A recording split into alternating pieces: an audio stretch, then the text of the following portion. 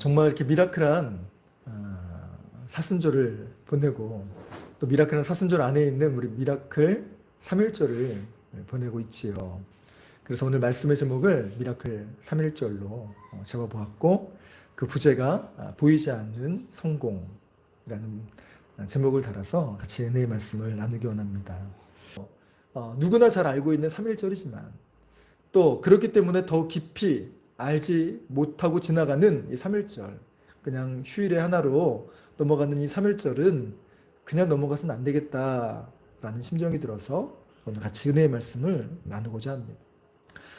우리 3.1 운동은 일제 식민 지배와 또 강제 압박 정치에 대하여서 저항하기 위해 일어난 민족 전체의 운동입니다.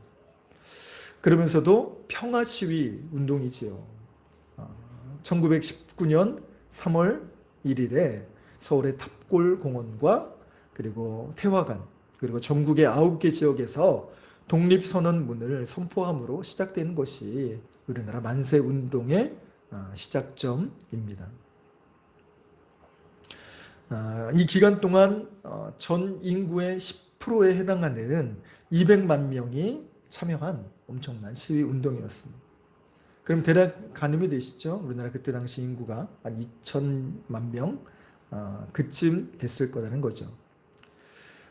이것이 일어나게 된 계기가 있었는데 미국의 대통령이 윌슨 대통령이 그러면서 민족 자결주의라는 이야기를 하고 그거에 영향을 받아서 선각자들 또 우리 지식인들이 이거에 큰 마음의 감동을 받게 됩니다.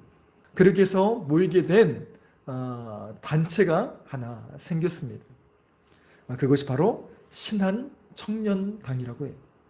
여운형과 중심으로 7인의 아주 중요한 우리나라의 독립투사들이 만든 단체이죠. 이 단체가 매우 중요한 것이 무엇인가 하니 이 3.1 운동의 시작점들이 바로 다 여기에서 일어났기 때문입니다. 멤버 중에 하나인 김규식을 파리강화회의로 파송을 했고 멤버 중에 하나인 이 장덕수는 일본으로 건너가서 유학생들과 함께 1919년, 자꾸 2000년이 입에 뱉는데 1919년 2월 8일에 먼저 독립선언문을 낭독하게 합니다. 그래서 400명의 학생들은 도쿄 조선기독교 청년회관에 모여서 독립선언문을 발표하죠. 이 참여한 인원 중에 대부분이 기독교 신자들이었고 또 조선기독교 청년회 YMCA죠. 거기에 총무 백나무는 28 독립선언 실무를 담당했던 기독교 크리스찬입니다. 1919년 만세 추진 과정 가운데서 종교계를 비롯해서 개별적으로 많은 사람들이 모이게 되었습니다. 그 중에 민족 대표를 위시로 한 33명의 사람들을 기명하는 그런 란이 있었죠. 누구를 뽑을 것인가 라고 했는데 당시 100만 명에 육박했던 천도교, 동학이지. 그 동학에서 이제 천도교라는 이제 그 공식 종교로 이제 발전하게 됐는데 그때 100만 명이었대요. 100만 명의 동학에서 천도교에서 뽑힌 인원이 15명. 그리고 당시에 20만 밖에 되지 않은, 그래서 나라 전체의 1% 내지 1.5%밖에 되지 않은 이 기독인들이 무려 16명이 포함이 됩니다. 그 16명 중에서는 목회자가 10명 정도, 그리고 장로가 2명, 전도사가 3명, 집사가 1명이었습니다. 자랑스럽게도 이 중에 감리교인이 9분이나 계셨습니다. 그렇다고 이 모든 일들에서 다른 사람들은 옥놓고 가만히 있었냐 하면 그렇지 않았어요. 교회는 서로 연결이 되어 있잖아요. 우리도 분당지방이라는 것이 연결되어졌고 이 분당지방은 중앙연회라는 것에 연결되어 있듯이 감리교는 서로 연결하는 그런 끈들이 있어요. 이 말을 다른 말로 표현한다면 전국적인 조직망, 연락망이 가동될 수 있다는 것이죠. 그래서 이 독립선언문과 그리고 태극기, 그리고 중요한 지령들을 전달할 사람들이 필요했는데 이게 바로 정말 대한민국의 거의 소수에 지나지 않은 이 기독인들이 이것들을 담당했습니다. 그리고 다리품을 풀어가며 또 산 넘고 물 건너서 이 모든 일들을 수고를 담당하는 다리품, 손품을 팔게 되었죠. 아마 예배가 끝나고 나서 독립선언문을 찾아보시면 아시겠지만 독립선언문의 내용이 사실 되게 방대해요. 그냥 읽기에도 시간이 많이 걸립니다. 근데 그것을 때로는 이렇게 등사 인쇄를 하거나 때로는 이것을 그 자필로 써야만 되는 그 상황. 그리고 태극기도 뭐 출력해서 나오는 게 아니라 태극기도 하나하나 다 만들어야 되는 이 과정들이 얼마나 많이 노력이 들어갔고 또 얼마나 많은 수고가 담겼는지를 보게 된다면 참으로 눈물겨울 정도이지요. 이렇게 많은 사람들이 힘을 모아서 진행했던 3.1 운동이었습니다. 원래 3.1 운동은요, 고종이 승하한 그 날을 기점으로 해서 장래일인 3월 3일에 만세운동을 기획을 했었다고 합니다. 근데 천도교에서 반대를 하죠. 그 기일날, 돌아가신 날에 운동을 하는 것은 토테미즘 미신 이런 건데 그날은 좋은 날이 아닌 기일이 아닙니다 라고 얘기해서 반대를 해요. 그래요, 그러면 3월 2일 날 합시다 라고 했더니 이번엔 기독교계에서 반대를 합니다. 왜일까요? 그날이 주일이기 때문입니다. 주일날은 할 수 없습니다. 그래서 당긴 것이 하루 더 3월 1일 토요일 날 이 거사날을 잡게 되죠. 그리고 거사 장소로는 탑골공원, 지금으로 말하면 파고다 공원이라고 하죠. 그 공원으로 거사 장소를 정해서 모든 디데이를 맞춰 진행을 했습니다. 근데 막상 당일이 됐는데 이 탑골공원에 수많은 인파가 있었대요. 그래서 이것이 폭동으로 자칫 이어지게 되면 그 시민들의 안전도 그렇고 어려움이 생길 것 같아서 당일날 그 비밀리에 바꾸게 됩니다. 그게 바로 태화관이라는 요리 음식점이에요. 그 앞에서 민족의 대표가 이 선언문을 낭독하고 낭독과 동시에 이들은 잡혀가게 됩니다. 그러면 만세운동을 누가 외쳤냐라고 싶은데 바로 이 탑골공원에 사람들이 모여 있었다고 말씀드렸지 않습니까? 거기에 대부분의 사람들이 어린 학생들이었다고 해요. 어른들이 오기로 했는데 왜 어른들이 안 오시죠? 라는 그런 질문들을 갖고 있었는 중에 더 이상 기다릴 수가 없어서 그 중에 한 아이가 연단으로 뛰어 올라갑니다. 그러고 나서 이 독립선언문을 낭독하게 되죠. 그 뜨거움에 정말 가슴을 보이지 않고 정말 눈물을 삼켰던 많은 사람들이 누가 뭐라 할 것도 아니고 누가 먼저 시키지도 않고 바로 대한독립 만세를 외치기 시작한 것이죠. 그게 울려 퍼져서 태극기를 나눠주게 되고 그러고 나서 사람들이 막 진짜 그걸 흔들면서 이제 우리나라 독립하게 해주세요 라고 외침의 소리가 이 종로 일대로 번지게 됩니다. 많은 사람들 가슴이 뜨거워지지 않았겠습니까? 근데요 진짜 정말 이 역사가 일어나는과 동시에 일본군의 처참한 잔인한 공격이 들어오게 됩니다. 총과 칼로 사람들을 죽이기 시작해요. 그럼에도 불구하고 사람들은 정말 나라의 독립을 외치며 태극기를 흔들어요. 그러면 칼로 팔을 자릅니다. 그럼 나머지 칼로 태극기를 붙잡고 또다시 태극기를 흔들죠. 그러면 또 잔인한 이 일본 순사들은 나머지 팔도 잘라요. 그러고 나면 입술로 태극기를 물고 흔드는 그런 장면들이 연출이 됩니다. 그럼에도 불구하고 수많은 사람들을 총과 칼로 무참히 짓밟는 현장이 바로 3.1 운동의 현장 모습이었습니다. 이렇게 당일 죽어간 인원이 900여 명, 그리고 전체로는 7,000명이 넘는 사람들이 죽어갔죠. 그리고 부상당한 사람만 15,000명 이상, 그리고 감옥에 투옥된 사람이 46,000명에 47,000명 가까운 인원이 감옥에 투옥되게 됩니다. 그럼에도 불구하고 끝까지 평화 시위를 하려고 노력을 했지요. 동경 유학생들이 2.8 독립선언문을 낭독하면서 그 가운데 폭력과 혈전도 불사하겠다라는 내용과는 달리 이 3.1 운동은 비폭력, 비무장, 평화주의 시위 운동이 될 수 있었던 것은 기독교 가치관이 오롯이 담긴 결과였습니다. 이처럼 독립운동이 확산되는 가장 큰 원동력이 바로 기독인들 그리고 믿음의 정신이었습니다. 자료에 의하면 감옥에 갇힌 이 19,000명의 사람들 중에 연령별로 참 많은 사람들이 잡혀왔다고 기록이 되어집니다. 20세 이하가 23%고 또 21세에서 30세 이하가 37%, 그리고 40세 이하가 21%로 도합 40세 이하의 인원을 따지면 83%가 넘는 사람들이 독립운동을 외치다가 잡혀가게 되었습니다. 이 체포된 사람들의 60% 이상이 기독인들이었지요.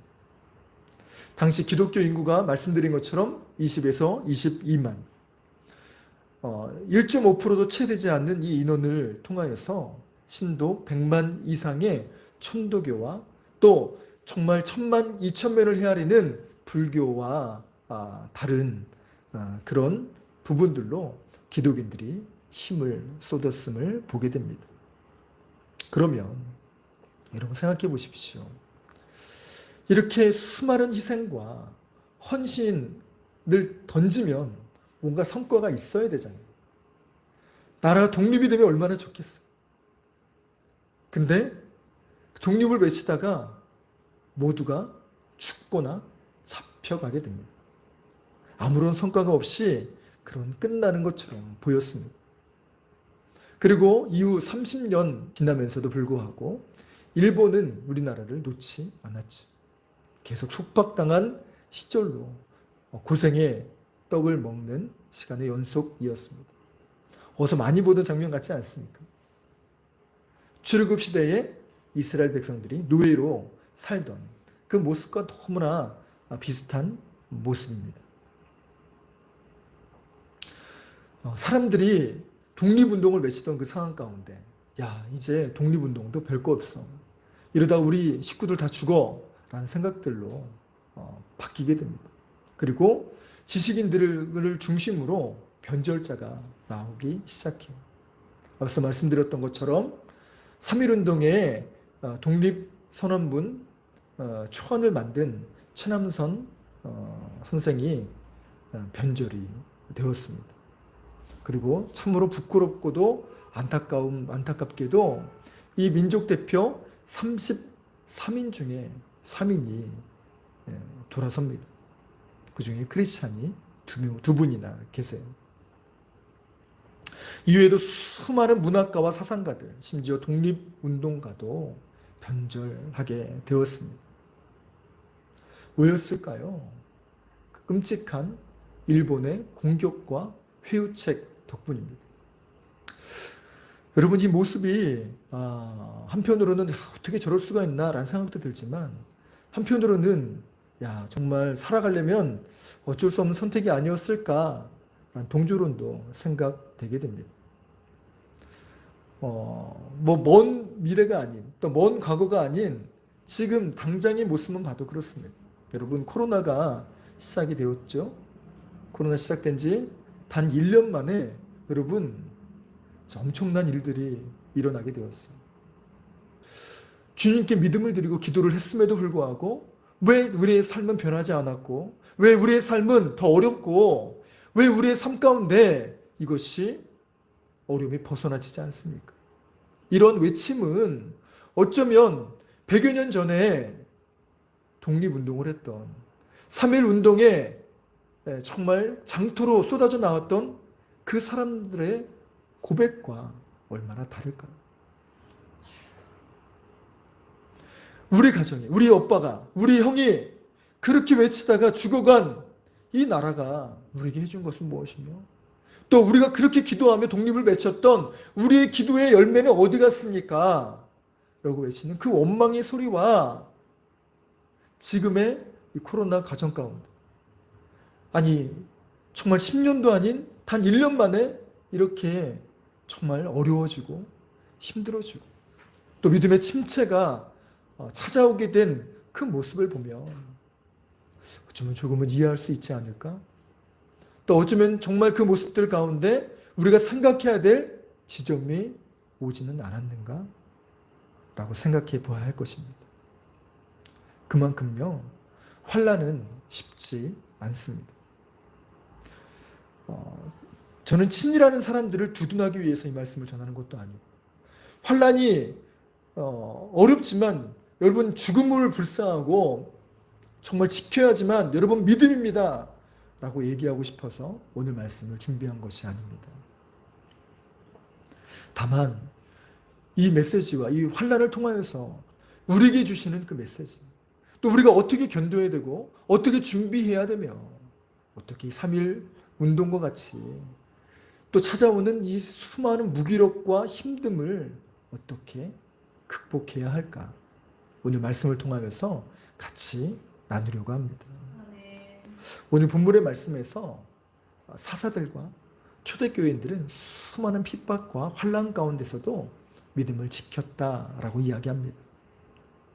32절의 말씀을 보니까 이렇게 믿음을 지킨 사람들을 내가 말하려고 하면 시간이 부족할 정도라고 합니다. 이 말은요, 극심한 환난 중에서도 믿음을 지키는 사람이 얼마나 될까라는 이 회의감에 이 부분들을 불식시켜주는 그런 의구심을 지우게 하는 그런 구절이기도 합니다. 그리고 실제로 초대교회에서는 수많은 사람들이 믿음을 지켰습니다. 또 구약시대에서 가장 악하다고 분석되어지는 아합 왕 시대에도 바알과 아세라에게 무릎 꿇지 않은 7,000명이 있다라고 성경은 기록하죠. 세상은 무너져도 솟아날 구멍이 있다는 속담처럼 고린도전서 10장 13절의 말씀에 시험에 대한 음성이지요. 시험을 당할 즈음 또한 피할 길을 내사라는 것. 그래서 너희로 능히 감당하게 하시느니라. 여러분, 시험이 와도 두려워도 진짜 하늘이 무너져도 솟아날 구멍이 있다고 말씀하시는 그 우리 옛 속담처럼 아주 엎드려지지 않게, 또 그 가운데도 피할 길, 이 기름을 주셔서 믿음의 사람들을 건지시고 지키시고 일으켜 세워 주실 줄로 믿습니다. 이렇게 인생의 끝자락 같아 보이지만 또 인생의 정말 절벽 가운데 선 그런 정말 외로움과 그런 두려움을 느끼는 그 순간에도 하나님은 일하여 주십니다. 그래서 히브리서 오늘 11장 33절에서 34절의 말씀에 믿음의 성도들은요, 나라를 이기기도 하고 불의 세력을 멸하기도 했으며 칼날을 피하기도 하고 연약함 중에서도 강하게 되고 전쟁에서 심지어 이기는 사람이 된다라고 성경은 기록합니다. 35절 이하의 말씀에서는 이런 승리와 대척점에 쓴 내용도 나오지요. 심한 고문을 받아서 구차히 풀려나지 않기 원하는 그 내용들이 나옵니다. 유관순 열사가 바로 그러하지요. 눈앞에서 만세운동을 벌이다 아버지, 어머니가 총칼에 맞은 죽어가는 그 모습을 부둥켜 안고 울부짖었던 그 어린 소녀의 이야기가 바로 유관순이죠. 그리고 자신도 만세운동을 외치다 감옥에 투옥되게 됩니다. 그리고 아주 끔찍한 형벌, 정말 여자로서도 감내하기 어려운 그 끔찍한 모욕과 수치와 그런 고문을 견디다 못해 사망에 이르게 되죠. 36절로 37절의 말씀에는 조롱과 채찍, 결박과 투옥, 돌로 치는 것과 톱으로 켜는 것, 시험과 칼, 궁핍과 학대라는 아주 무시무시한 그런 고문의 내용들이 나옵니다. 이 고통을 받고 어떻게 견딜 수 있을까? 그럼에도 불구하고 어떻게 이거를 지킬 수 있었나? 라는 생각이 들 정도로 고난과 모진 그런 고문은 쉽지 않은 일입니다. 그래서 이 부분들은 우리가 어떻게 이겨낼 수 있는가? 또 이 부분들이 믿는 사람들에게는 다 닥쳐오는 일인가? 여러분, 그렇지 않아요. 그리고 우리 인간들은 정말 약해서 무너지기 쉽습니다. 여러분 심지어 베드로도요 예수님을 저주하고 부인하기도 했습니다. 도마 사도는요 예수님이 살아나셨다는 이 말씀이 믿어지지가 않아서 의심했다고 성경은 기록하죠. 조금 다른 결이지만 예수님도 울기도 하셨다고 우리가 위로가 되지 않습니까? 이 부분들 가운데 어떻게 살아가야 되는가? 우리가 지금까지 11장 38절의 말씀을 저도 청년 때 이것을 수련회 때 많이 외우고 또 배웠는데 이렇게 기록하지요. 이런 사람은 세상이 감당하지 못하느니라. 저는 이 부분을 이들의 믿음이 얼마나 강했던지 세상조차 감당할 수 없는 믿음의 그릇이었다라고 이해했고 그렇게 생각해 왔습니다. 그런데 성경 원문을 보면 이 뜻은 꼭 그런 뜻만을 담고 있지 않다는 것을 보고 좀 충격을 받았어요. 이 뜻을 정확히 풀이하자면 이렇습니다. 세상이 그들에게 아무런 가치가 없었다. 이해가 되세요? 이 말은 무슨 말이냐?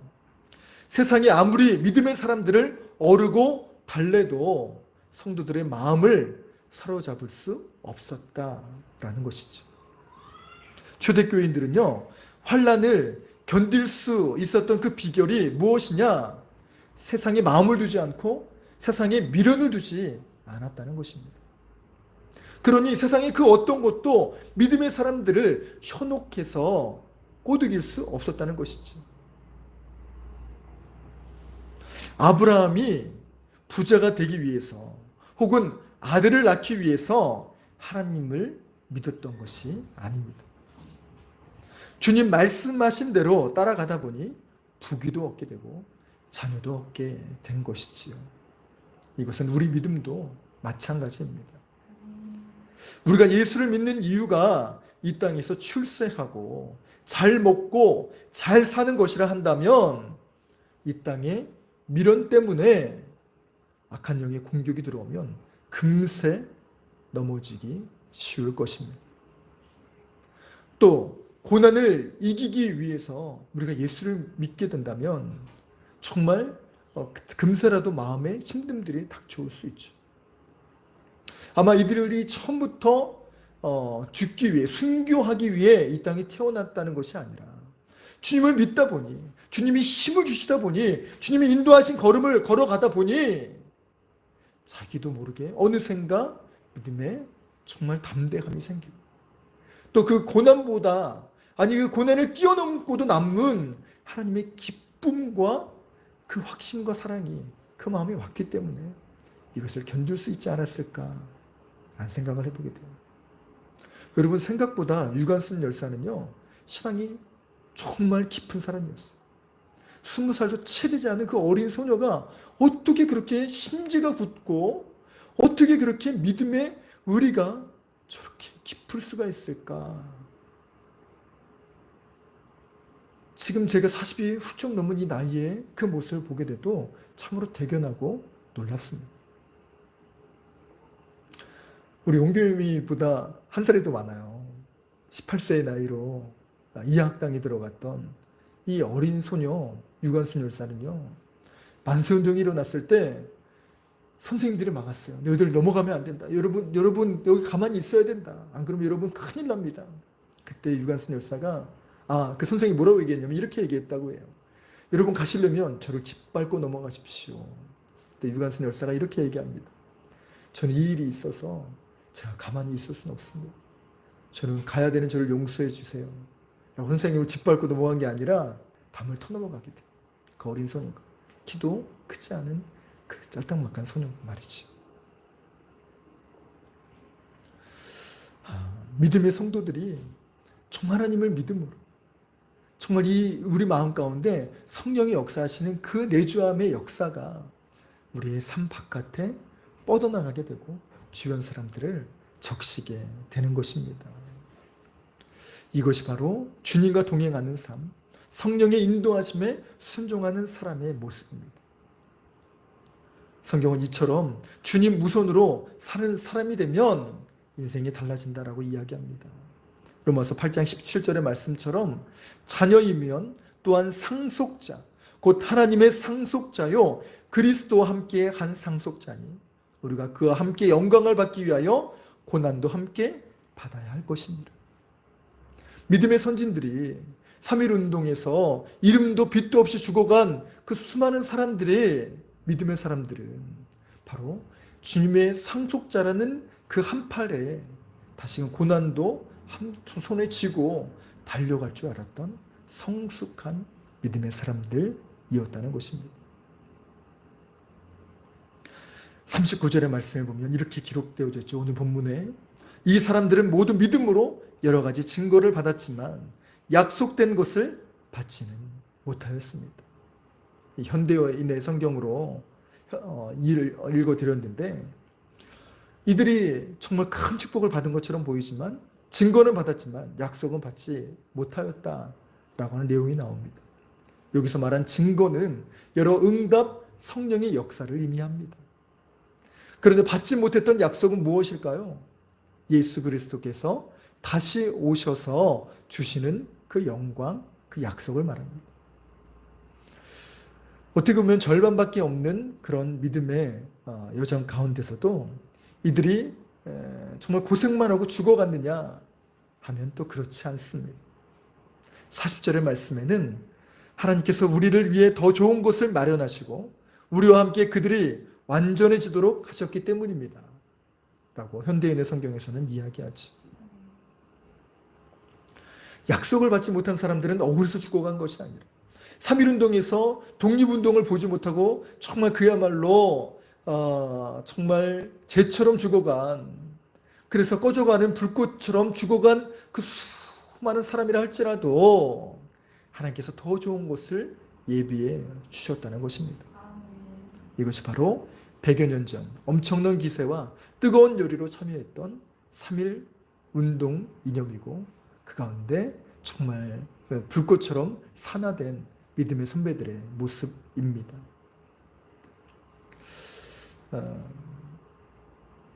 정말 눈에 보이는 그 결과는 아무것도 없어 보였죠.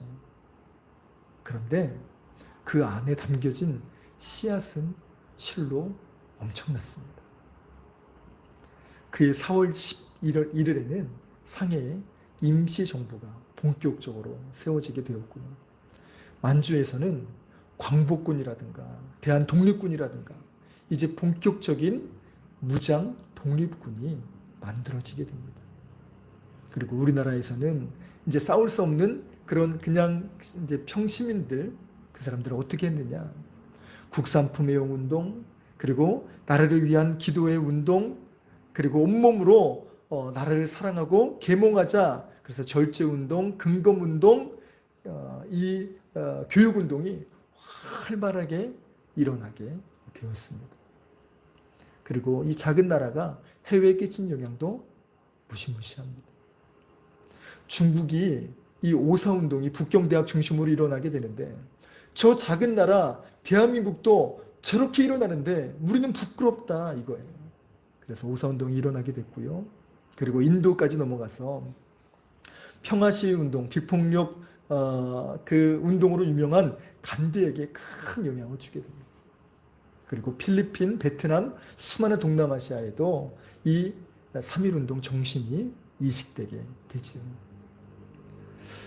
지금도 이것이 3.1운동 정신이 우리나라 국민 정서에 깊이 새겨짐을, 알게 모르게 새겨짐을 여러분 느끼세요? 일본 무역 갈등이 있었을 때 많은 사람들이 이야기했습니다. 우리가 나이가 지금 이 시대에 태어나서 독립운동을 할 수 없는 시절에 태어났지만 불매운동은 할 수 있다. 그래서 불매운동에 동참했던 그런 수많은 사람들이 있었죠. 그리고 IMF 때도 정말 바이코리아라고 해서 한국 중시를 일으키려고 많은 사람들이 이야기했고 금모기 운동이 다시 일어나게 되었죠. 이게 바로 국민 정서고 3.1운동의 정신입니다. 여러분, 우리도 마찬가지라고 생각합니다. 그간 코로나 시대에 믿음의 성도들이 얼마나 힘겨운 믿음의 싸움들을 싸워 오셨습니까? 그 중에 정말 사업하시는 분은 말씀드렸죠. 이렇게 기도하고 이렇게 열심히 나아갔음에도 불구하고 저희 가게는 문을 닫았고 빚을 얻게 되었습니다. 그 일을 겪은 사람이 제 정말 가장 가까운 사람 중에 한 사람이 바로 그래요. 어떡합니까? 이런 외침 가운데 아무것도 없는 겁니까? 우리의 기도는 어떻게 된 겁니까? 회의감이 들어올 수 있고 불평이 쌓아갈 수 있는 이 상황, 기도에도 보이지 않는 이 승리 없는 싸움이라고 생각하는 이것, 오늘 3.1운동에서 우리 선배들이 이야기하지. 그것은 아무것도 아닌 것이 아니라 보이지 않는 성공일 뿐이다. 지금 당장 드러나지 않을 뿐이지 반드시 열매는 있다라고 가르쳐 주고 있습니다. 우리 믿음의 성도들도 정말 이 기간 동안 멈추지 말고 주저하지 않고 또 믿음의 침륜에 빠지는 것이 아니라 다시금 힘을 내어 믿음의 정말 걸음을 걸어가시기를 소망합니다. 아멘. 여러분, 우리가 약해진 건 무엇입니까? 또 우리가 무너진 건 무엇입니까? 우리 정말 미라클 사순절 우리 939 기도회 중에 있지요. 오전 9시까지 9시 전에는 말씀을 묵상하고 오후 3시에는 십자가를 묵상하고 그리고 밤 저녁 9시 이전까지 정말 30분 또 그 이후라도 그 시간을 지으면서 30분간 기도하며 믿음으로 나아가십시다 라고 하고 있어요. 여러분, 작정 기도를 하면 두 가지 양상으로 바뀝니다. 첫 번째는 정말 내가 동참해서 은혜와 응답을 받으리라 라고 결의에 차서 달려가는 사람이 있고요. 어떤 사람은 참여를 해도 내가 응답받을까? 라고 주저하고 염려하고 두려워하는 사람이 있습니다. 때로는 이것 때문에 미리 내 마음으로 얘기하는 거죠. 나는 지금 몸이 컨디션이 안 좋아서 나는 온전히 참여하지 못할 것 같아 라고 하는 장치를 만듭니다. 그래서 응답이 내 안에 있지 않더라도 내가 그때 컨디션이 안 좋아서 그래 라고 그거를 무마하려고 하죠. 여러분, 우리 내면의 모습을 깊이 바라보기 원해요. 나는 어떤 모습입니까? 사모함으로 삭개오가 주님 앞에 정말 주님을 뵙기 원합니다라고 사모하며 인생이 바뀌고자 변화되고자 꿈꿨던 그런 삭개오의 모습으로 주께 나아가고 있습니까? 반대로 정말 내게 역사가 안 일어나면 어떡하지? 염려와 두려움과 그리고 주저함 때문에 그렇게 주님께 기도하기를 망설이고 있습니까? 마음을 쏟지 못하고 있지는 않습니까? 여러분, 전심으로 참여한다면, 전심으로 주님 앞에 무릎을 꿇는다면 오늘 본문의 40절의 말씀과 같이 약속을 받지 못하는 그 사람이라 할지라도 하나님께서 예비하신 놀라운 은혜가 우리의 삶 가운데 기다리고 있을 줄 믿습니다. 그리고 그것이 우리의 심중에 또 우리의 삶에 정말 아름다운 씨앗으로 심겨져 반드시 거두게 될 줄로 믿습니다. 여러분, 3.1운동을 통하여서 일본이 바뀌었어요. 여태까지 정말 폭력, 억압의 정치에서 이제 문화 정치로 폭력을 빼기 시작했어요. 아무것도 안 일어난 게 아닙니다. 여러분, 믿음의 사람들이 믿음의 영적인 저항 운동을 해야 될 줄로 믿습니다. 어떻게요? 우리가 가진 무기로요, 말씀으로요, 기도로요, 주의 말씀에 순종함으로요, 그렇게 주님 앞에 정말 사단을 정말 제압하는 믿음의 저항 운동을 해야 되지 않겠습니까? 그렇게 맞이하는 우리 미라클 사순절, 또 미라클 부활절, 미라클 우리의 인생이 되시길 주 예수 그리스도의 이름으로 간절히 축원합니다. 이 심정을 붙들고 우리 같이 찬양하기 원해요.